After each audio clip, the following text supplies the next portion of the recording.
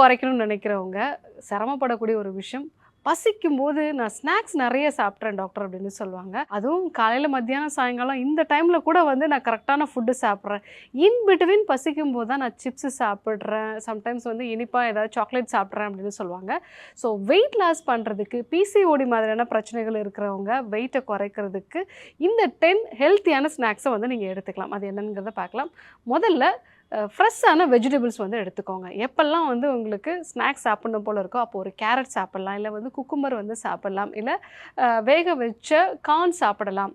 So மக்காச்சோளம் இந்த மாதிரிலாம் வந்து நம்ம சாப்பிட்டோம் அப்படின்னா உங்களுக்கு அந்த பசியும் வந்து குறையும். அதில் வந்து நிறைய நார்ச்சத்து இருக்கிறதுனால அடிக்கடி பசி உணர்வு வர்றதும் வந்து உங்களுக்கு குறையும். சத்தான ஒரு ஆகாரமும் வந்து கூட. 2வது, முளைக்கட்டிய தானிய வகைகள் வந்து எடுத்துக்கோங்க. ஸோ இந்த முளைக்கட்டிய தானிய வகைகளில் நிறைய கரையக்கூடிய நார்ச்சத்துக்கள் வந்து இருக்குது.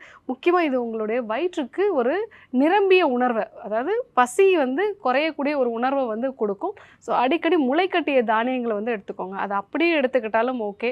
இல்லை அது கூட நீங்கள் வந்து துருவின கேரட்டு, துருவின வெள்ளரிக்காய் சேர்த்துட்டு எலுமிச்சை சாறு, மிளகு பொடி சேர்த்து நம்ம ஒரு சாலட் மாதிரி எடுத்துக்கிட்டோம் அப்படின்னா ரொம்பவே நல்லது. ஸோ முளைக்கட்டிய தானியங்களை அடிக்கடி எடுத்துக்கிட்டோம் அப்படின்னா நல்ல நியூட்ரிஷியஸான ஃபுட்டும் கூட, வெயிட் லாஸ்க்கும் அது ரொம்ப யூஸ்ஃபுல்லாக இருக்கும்.